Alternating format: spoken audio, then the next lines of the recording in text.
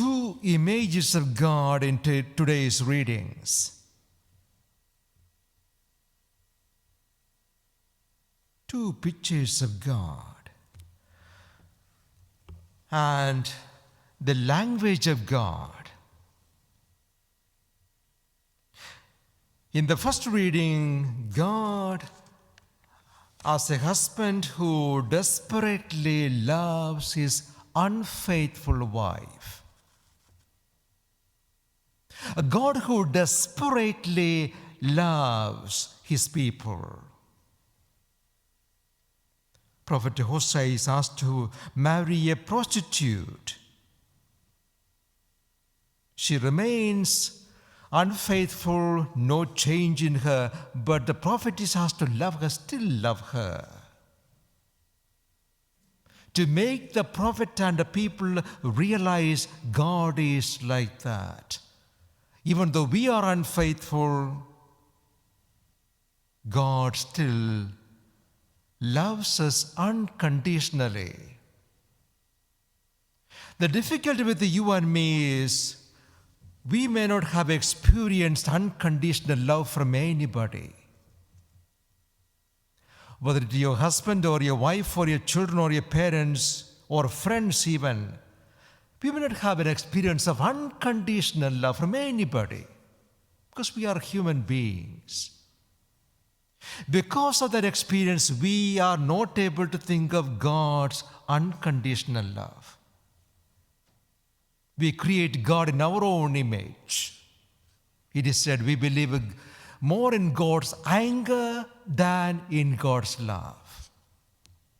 That's why we tend to think, if I live a good life, God will bless me. If I get some things wrong, He may punish me. So something goes wrong, yeah, that's God's punishment. And something is going right, so because I did something good, God is blessed. See how we tend to think of God in human terms? Life going well, God is good. Going wrong, God is punishing me. Our human logic, please don't apply it to God. God is love, and He's always loving us unconditionally.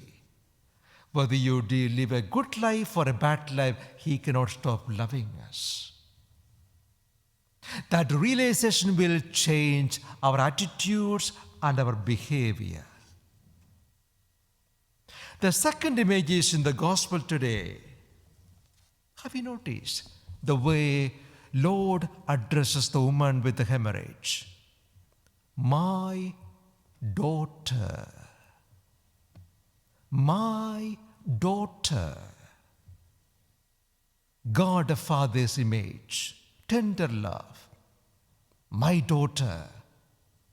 You and me have to hear those words throughout the day in our life. My son, my daughter, my daughter, my.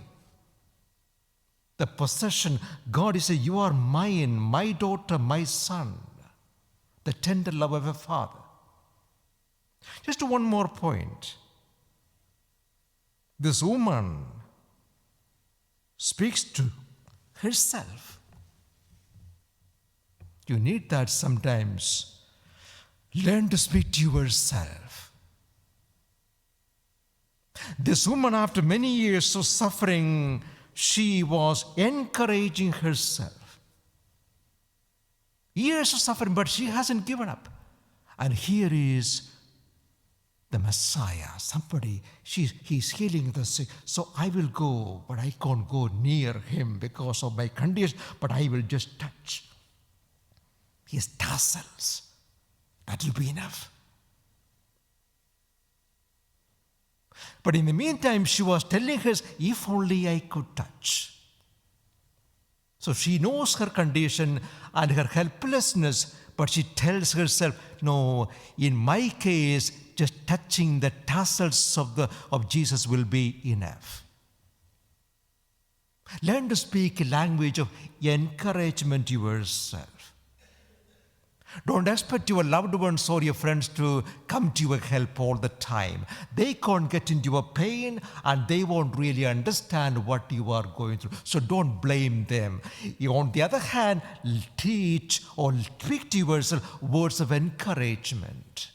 Have you noticed in the Psalms, most of them are the psalmist speaking to himself.